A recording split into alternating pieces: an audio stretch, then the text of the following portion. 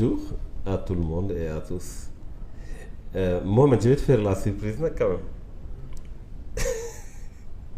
waxal ma dégg. surprise. Surprise bi mooy yow yaa def interview bi. Comment ça? Non, tu me poses des questions que tu veux. Tu es prêt? Voilà, non. Mais quel genre de question? Quel genre de questions? Je sais pas. Les questions, c'est que tu entends dans la rue, le gars il dit voilà, des choses que tu veux connaître, que tu voudrais poser, pas au père, mais à l'homme politique. Ça te dit? Oui, ça me dit. Ça te dit? D'accord. Donc, on va léegi nooy def peut-être da nga koy placer nga jël peut-être chaise technique je sais pas moi. Mais problème mooy duñ la dégg bu baax parce que micro bi fii la nekk et on pourra pas partager le micro ah mooy que sooy wax nga tourner nii wax après tu me donnes hein ça peut être intéressant d'accord ok tout à l'heure. Alors bon tu me poses des questions léegi je te réponds vas-y. Quel genre de question loolu non franchement. Quel genre de question mais toute question qui te vient à l'idée bon c'est vrai que yow doo seetaan ay émission politique ak yi tu es toujours sur le football ak les des autres aspects qui voilà peut-être que tu n'es pas inspiré mais je sais pas qu'est-ce que tu as envie de me poser des questions yan question nga am envie de poser moi en tant que homme politique voilà bon même si xamoon lu bëri si politique dis-moi.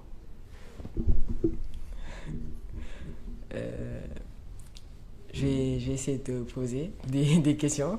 Mais en wolof de émission bi wolof la. Ah, on ok. partage le micro en wolof. D'accord. Je commence par toi. Première émission qui s'appelle On partage le micro. Voilà. Ça peut être intéressant hein? Hein? Aca baax Sama question mooy sama question mooy que j'entends beaucoup ñu naan ton père c'est un homme politique qui est avec Macky Sall genre j'arrête pas de le répéter que Ah oui? oui oui après j'arrête pas de le répéter que non mon père il a son parti politique qui lui est propre non? Genre c'est ça ma question est-ce que tu es avec Macky Sall pour de vrai ou là? Le mal est profond nag.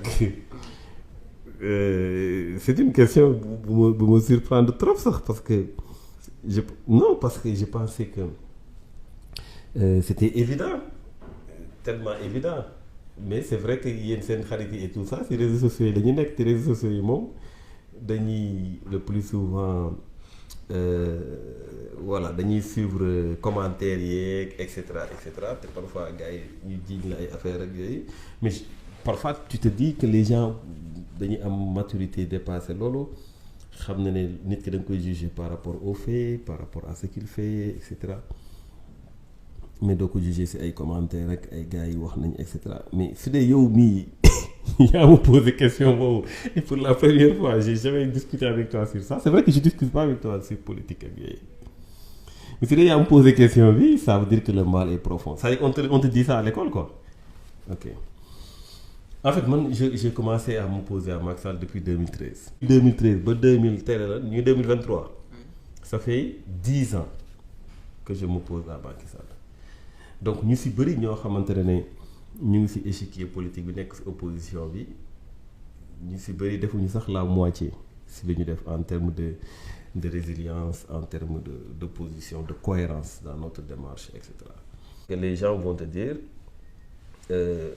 voilà pour te salir way kii ñii la ñu àndal et cetera alors que les faits sont assez éloquents faits yi lu mu wane mooy que ne nous avons toujours été constants. Nous sommes dans l'adversité politique mais nekkuñu ci haine jàpp nañu Sénégal ñoo ko bokk et la démocratie ay idée la da ngay am point de vue kii am point de vue maintenant politique ni ñu koy defee au Sénégal dafay commencer régresser parce que au début je veux dire avec Abdou Diouf bu fi Abdou Diouf nekkee dafa defoon multipartisme intégral c'est-à-dire que dafa wax ku bëgg a nodd jàkka jàngook maanaam dafa ne ñun am nañ parti waaye yéen opposition bi ku bëgg rek créer parti bu na créer parti donc diversité dafa amul ci opposition bi ñii dañuy far fii ñii dañ leen wax ne c'est des gens de la gauche ñii c'est des gens de la droite libéraux yi socialistes yi et cetera et cetera donc communistes yi donc dafa bëri woon ñu bëri ñoo xam ne dañ doon taxaw donc démocratie dafa lancé wu woon complètement nit ñi di am possibilité ngeen nekk opposition kii di xalaatee nii kii di xalaatee nii mais fii ñu toll soo xalaatul benn côté bi rek dañu naan non soit da ngay far si ñun rek wala fee nga far voilà et ça c'est un dictat qu'il faut jamais accepter dans la vie il faut toujours am sa liberté mën a wax sa aqulay taala ak ni nga xalaatee parce que lenn rek moo war a nekk sa kanam mooy Sénégal rek moo am solo leneen amul solo et quand je pense au Sénégal je pense à toi je pense à tous nos enfants xale yu am sa même âge et tout ça on doit pas penser à nous on doit penser à vous à votre avenir ñun dañuy dem yéen ngeen ñëw yéen tamit héritage bi ñu leen di bàyyil na doon héritage bu baax ngeen mën ko jàllale génération yi ñëw comme ñun ni ñu amee héritage yu baax yu ñu jot ci yenn génération yi il faut que ñu perpétuer loolu yëpp il faut que ñu sàmm ko donc c'est notre rôle mais sur ça je suis bien dans l'opposition c'est-à-dire que ça me fait rire ça su ma expliquer ne je suis dans l'opposition mais comprenez-moi.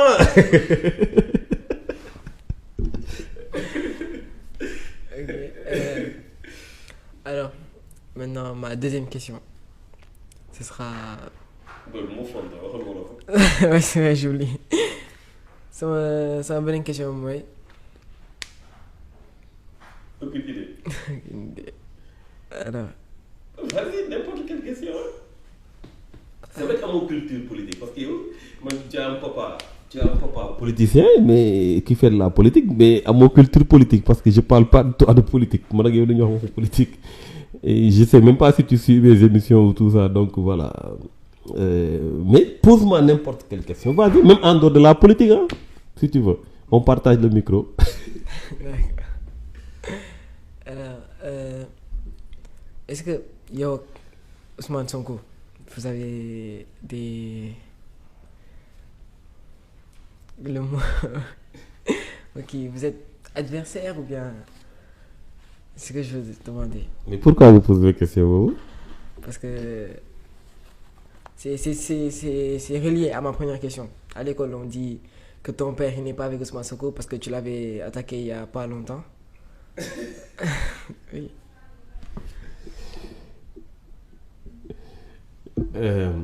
Non, mais bon, je l'ai attaqué. Oui, j'ai répondu à ses attaques, mais je l'ai défendu aussi. Bon, tu sais, les gens ne voient pas quand tu défends. Après, même dans soutenir, après ça, non, façon bien qu'on soutenir, madame, le jour où tu mettras ta liberté entre les mains des autres, sans qu'on.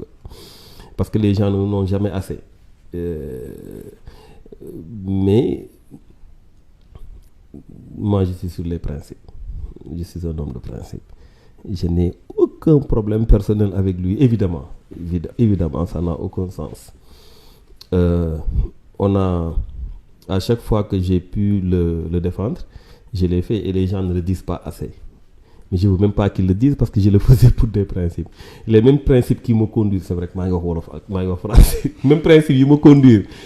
Moi, je dis waruñu la tooñ waruñu la attaquer et cetera même principe yow mooy tax su jàddee yoon ñu ne ko non lii c'est pas normal waroo jàdd yoon parce que en réalité ñun problème yi ñu am suñu réew yi mooy président yi wala ñu dem bay nekk président wala ñu am yenn notoriété yi dañuy dem ba foog ne ñoo dañ jël place yàlla quoi ñoo moom nit ñi war nañ mën a wax lu leen neex ku leen neex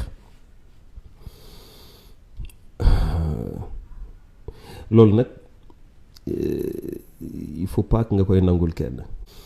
Non, il faut que toi, tu comprennes que ton père est un homme de principe. Lu mu gëm lay wax aw ma benn rancœur, rancune, quoi que ce soit. Ça n'a aucun sens. Il faut jamais l'avoir d'ailleurs. Jamais. Parce que nit loo def sa bopp nga ko def. Tu fais du bien, c'est pour toi. Tu fais du mal, c'est pour toi. Donc fais du bien parce que genre balu teng la tu booy dóor si mur, ça revient vers toi.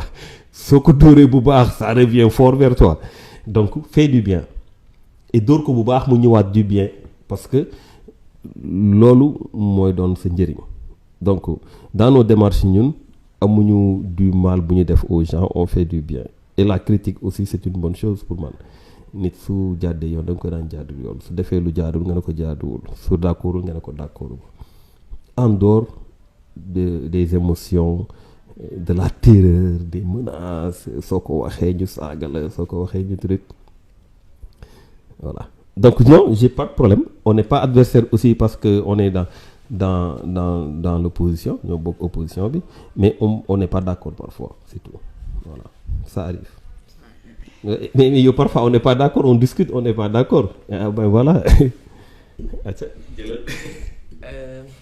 Cette fois, je voudrais te demander, est-ce que tu voudrais être président ou bien te présenter pour l'être? Président? Oui. Oui, bien sûr. Ouais, xam nga sooy def politique. Wolof la ñuy wax nag. Ok? Xam nga sooy def politique. Xam nga ni tax nga war a am toutes les ambitions, c'est-à-dire que ambition lu mu gën a kawe mu gën a baax. D'abord lu koy justifier d'abord mooy yéene bi nga am pour sa askan. Yéene bi mais yéene doyul. Expérience ak xam-xam daf si am solo. Maanaam tu veux gérer un pays, tu veux être maire, tu dois savoir la mooy mairie, la mooy domaine de compétence yi, nan la ñuy gérer mairie. Les gars yi parfois da ngay ñëw nekk maire après soog a woo gars yi ne mairie comment on doit être maire. tu vas mettre du temps à convaincre les gens pour ñu fal la, mais tu mets pas de temps sur l'essentiel. Mooy soo toogee déjà xam nga fan nga jëm si biir sa bilan année bi lii nga si xalaat et cetera. Bon, tu as une idée très claire de ce que tu veux faire. Donc loolu moo jiitu mooy nga am yéene bi, mooy nga am xam-xam bi, expérience bi, am expérience ci lu bari, xam luy état. Mooy tamit nga am ay valeurs. Si dee yow par exemple sàcc nga waroo yor alalu askan parce que da nga koy sàcc. Su dee doo wax ko tu dëgg waroo taxaw ci di laaj askan parce que doo wax dëgg, doo leen mës a wax dëgg. Donc am na valeur yoo xam ne soo ko amee en principe soo ko amee loolu nag chance la, peut-être c'est éducation la, c'est parcours la, c'est beaucoup de choses la. C'est pas parce que tu as des valeurs que dafa am loo ëppale nit ñi wala des trucs comme ça, parfois yàlla moo koy bëggee noonu. Mais su la yàlla mayee loolu may la xam-xam ak xameel état, may la yéene bi nga xamante ne dara mënul nekk ci diggante bi ak yéene bi ak sénégalais yi lii nga nam mu def, su boobaa da ngay soo duggee ci politique da ngay wut poste lu mu gën a kawe mu gën a baax, parce que lu mu gën a kawe nga gën a mën a liggéey pour sa askan te doo lor sa bopp. Parce que su dee da nga nekk benn niveau nga utiliser niveau boobu, position boobu di jël alalu askan bi, di nguuru di jël yat di dóore et cetera, yow sa bopp nga koy def. C'est-à-dire que da ngay lor sa bopp. Nguur am na foo siy toll soo koy utiliser yow sa bopp ngay lor. Mais su dee jàpp nga ne lu baax rek nga ci jëm bu ci am limite. Donc évidemment suñu xëyoon tey ne kan mooy volontaire wala Thierno ndax bëgg nga ñëw jiite réew mi, mais je le ferai avec plaisir et je sais que fan laa jëm, fan laa nan laa koy taxawee, nan laa koy defee, xam naa yéene bu ma am pour sama réew. Donc évidemment je suis ambitieux, évidemment j'ai de l'ambition de diriger ce pays, évidemment j'ai des ambitions en politique. Maintenant nag est-ce que bii nii dinaa bokk wala du ma bokk et cetera, c'est tout un processus, parce que àdduna du yàkkamti du forcément bokk naa woy je suis candidat. Fii ñu bëri nekk nañ fi candidat. Je vais te citer après peut-être des noms des gens yoo xam ne mosoon nañ nekk candidat au Sénégal. C'est pas ça le plus important. Le plus important mooy tabax, xool les opportunités, xool énormément de choses, parce que nit aussi doo mala, da nga war a xam fan nga jëm ak nan nga fay demee et tout. Donc loolu moo fi nekk. Mais sinon effectivement j'ai toutes les ambitions pour ce pays-là, parce que bëgg naa sama réew, xam naa fan laa ko war a mën a jëmee, j'ai la claire conscience de fan lan laa si bëgg a def et tout. Voilà. Après yaa ngi bëgg a nekk intervieweur xaw nañu ko wax. Journaliste. Bravo. Man dama la bëggoon laaj, est-ce que aujourd'hui si tu avais le choix pour être dans une autre opposition, vu que wolof wala pulaar, on change de la on fait pulaar, xaaleen pulaar. Non. Est-ce que tey soo amoon choix nekk ci beneen parti ci opposition bi, est-ce que di nga ko def wala est-ce que di nga dem si beneen parti et su fekkee da nga ko doon def ban parti nga naroon dem. booy yow da ngaa nekk journaliste bu bandi. Non, en fait, on a un mouvement de Agir. On va peut-être aller vers un parti. C'est un débat. Bon, le taxoon bëgguñu woon dem parti parce que justement bëgguñu woon format wu parti. On voudrait un mouvement bi nga xamante ne les gens viennent adhérer et qu'on marche vers des objectifs. Un parti c'est un peu trop formel, etc. Adhésion yi kërëb. Donc voilà. Mais il y a pas de raison. C'est-à-dire que c'est vrai que benn moment je me suis dit que peut-être Sénégal war nañ toll moment boo xam ne ñu bokk lu ñu gëm war nañu mën a regrouper wu def de grands ensembles. Moi je suis pas contre. C'est-à-dire que tey mu am ñoo xamante ne ñoo bokk daanaka lu ñu gëm au lieu que ku si ne créer sa parti ñu dajaloo de grands ensembles et qu'on essaie même aller dem si ay primaires par exemple xool kan la ñu war a jiital.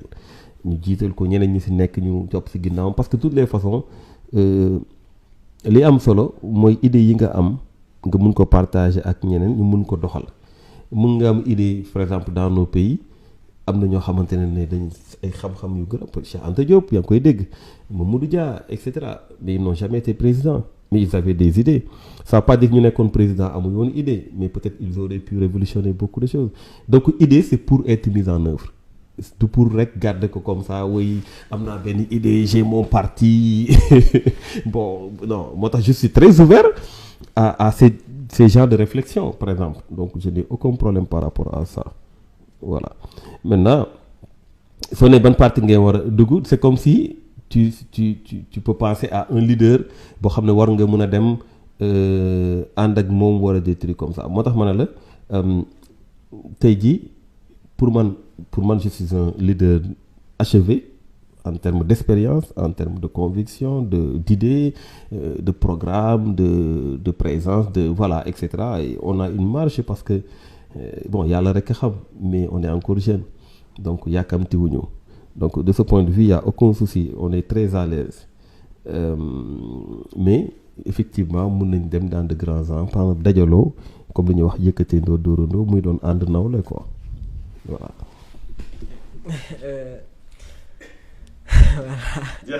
Voilà. Non. Est-ce que da nga am regret si sa ancien parti muy Rewmi. xam nga sama parti bu bokkoon. Rewmi. Est-ce que tu as des regrets est-ce que tu regrettes d'avoir quitté ce parti ou bien tu l'as fait de plein gré? Est-ce que je regrette? Non, je regrette pas, bien sûr que je regrette pas. J'ai jamais de regrets. Il faut pas s'attarder sur le passé, il faut savoir avancer. J'ai pas de regrets par rapport à sama parcours yëpp parce que aussi moom lay wax écosystème moom lay wax ne nit jaar-jaar moo la indi fi nga nekk c'est-à-dire que lu si baax ak lu si bon ak yëpp tout ça c'est ce cocktail là moo lay propulser d'une étape à une autre donc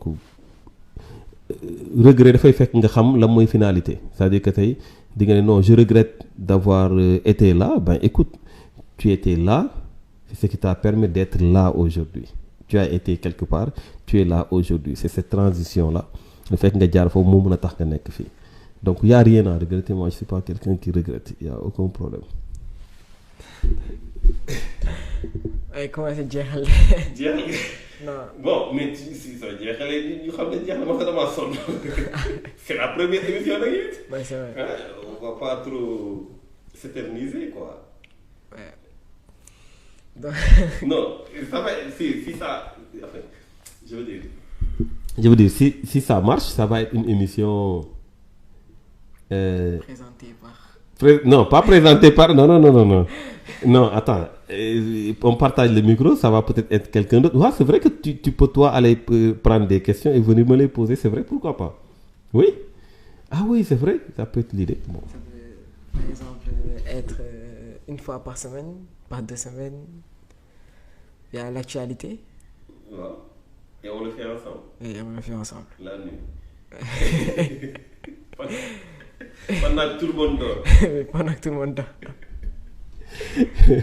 Bon, d'accord. Bon, de toute façon, on verra. On verra comment ça peut. Peut-être qu'on pourra le faire plus souvent. Mais c'est important de parler aux autres. Et d'ailleurs, moi, cette première question, je me dis que titre déjà. Ça veut dire que yo, il faut que je me parce que, non, c'est vrai, parce que je le dis souvent. Éducation, bu ñuy am si yéen ak wax yu ñuy wax si yéen ben écoute soo leen génnee da ngeen am ñeneen ñuy wax ak yéen et tout ça donc c'est important qu'on vous parle tout le temps et surtout qu'on vous parle de nous je pense qu'on devait commencer par ça pour yow nga xam kan mooy sa papa bon c'est vrai que xam nga ma en termes de valeur de tout ça je te transmets beaucoup de choses mais sur la vie d'une manière générale mais en matière politique il faut que yow ma gën a toog waxtaan ak yow ba nga mën maa tontul nga bañ fa nekk di ree rek su ñu nee sa papa nga nekk fa di ree. non man dem ci sax suñu waxee loolu du ma leen faale waaw du may koññee rek ba ma doon def mais c'est vrai que j'entends beaucoup de choses sur ça à l'école. Ah oui? Surtout que léegi t'es vraiment assez connu au niveau des jeunes.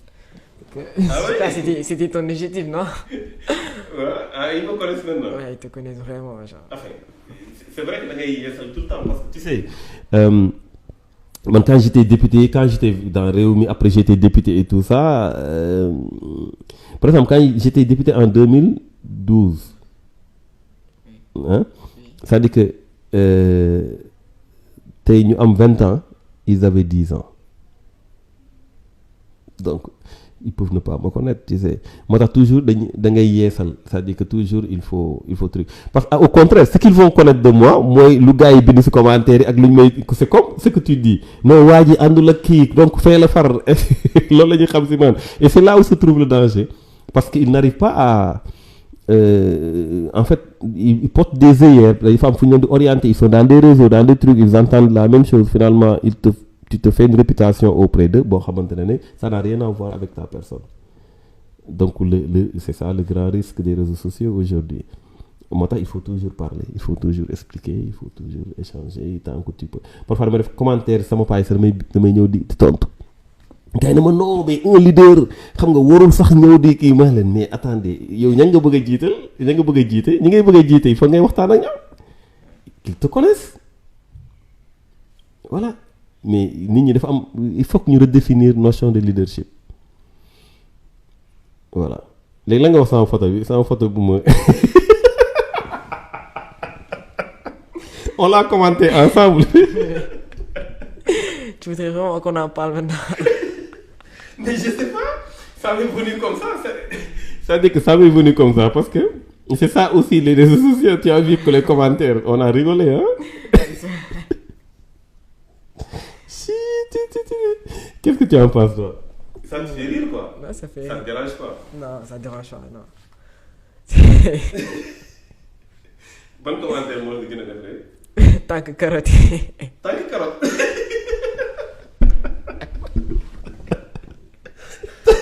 Tant que comme carotte, hein? Et toi, tu as imaginé carotte numérique, quoi?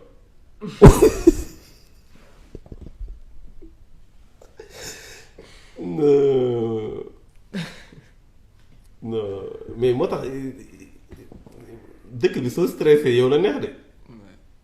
Il y a tellement de choses qui te permettent de rigoler, je te dis, hein? Bon voilà, mais c'est ça les réseaux sociaux. Bob c'était très drôle, mais demain tu vas voir un commentaire où ça va être des insultes, ça va être des trucs. Donc c'est pas ça le plus important. Tu sais, le leader, c'est quelqu'un qui est visible. C'est comme nga ñëw nii si mbedd mi taxaw jël sa micro di wax wala et cetera dof mën na la romb mbéj la nit mën na ñëw ne la di nga taxaw yàgg na xaaral ma jox la ndox nga naan nit mën na ñëw taxaw di la déglu kenn mën na romb di la faale keneen mën na ñëw di la gaaruwaale voilà et cetera. Donc tu rencontres tout le monde da am ñu la bëgg am ñu la bañ. Bon je dis même pas bañ parce que j'aime pas trop ce mot mais am na ñoo xam ne def neex na la am na ñoo xam ne def neexu la ñii ils vont te critiquer. Léegi nag le leadership daf lay may yow nga nekk à un niveau boo xamante ne yooyu ça te traverse comme ça t'atteint pas parce que yow yaa war a bokk si ñuy téye loxo di orienter soo gaawee mer wala gaaw a découragé wala gaaw a tiit wala gaaw a truc tu vas pas parler avec tes interlocuteurs suñu xamee ne gaaw nga tiit par exemple il suffit qu'on t'intimide nga daw suñu xamee ne gaaw nga mer il suffit que ñu saaga la nga daw il faut voilà c'est des techniques parfois pour te faire partir te faire disparaître de la scène yow nag yaa war am taxawaay boo xam ne da ngay naan way non toi je te comprends mais c'est ça et à chaque fois que ngay expliquer ngay wax loo xamante ne lu dëggu la si yow dina jóge si xol dem si ay xol parfois nit dina lay saaga fu tëddee xam ne li nga wax dëgg la et c'est ça le plus important donc les réseaux sociaux il faut pas trop s'en faire par rapport aux insultes aux trucs non il y a pas trop de soucis mais yéeli photo bi moom vraiment non mais c'est extra alors que man ba ma photo c'était parce que j'ai précisé que j'étais au Mexique ba affaire bi di am et tout ça je voulais dire que je suis revenu au Sénégal je suis à la plage avec les enfants derrière et tout ça et c'est ce Sénégal là qu'on voudrait avoir quoi jàmm mais gars yi zoomé affaire bi dem si yee